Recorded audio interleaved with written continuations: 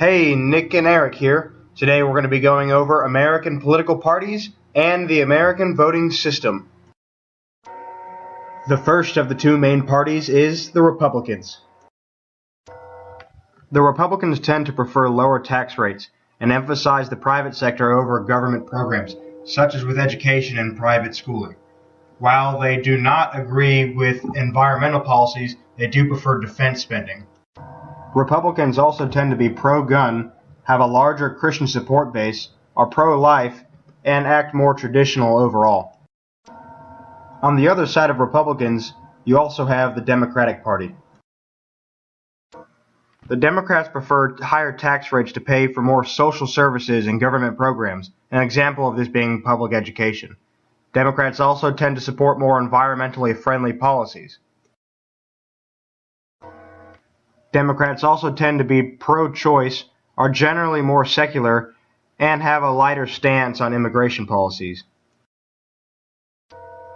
While the Democrats and the Republicans are the largest parties in the United States, there are still other political parties that have power at the federal and the local level. One such party is the Green Party. There are Green parties all over the world, and all of them agree on one thing. Environmental policy is very important. All of them push a very environmentally friendly agenda, along with an agenda of nonviolence and support for local governments.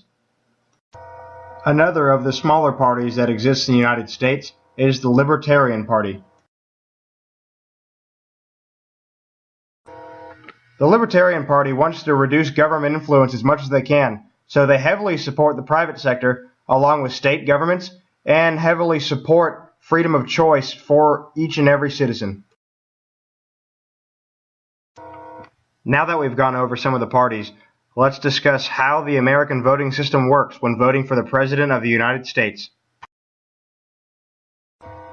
While you might think that whichever presidential candidate gets the most votes wins, it works a little bit different in the American voting process. We don't just have the popular vote, we also have what's called the electoral vote.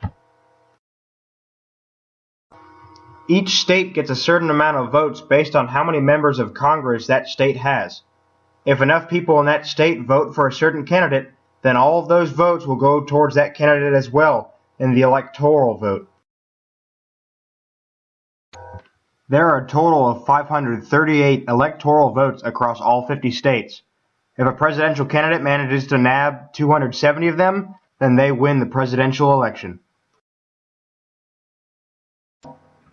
Well, thanks for watching, guys. I hope everyone enjoyed this brief intro to political parties and the U.S. voting process.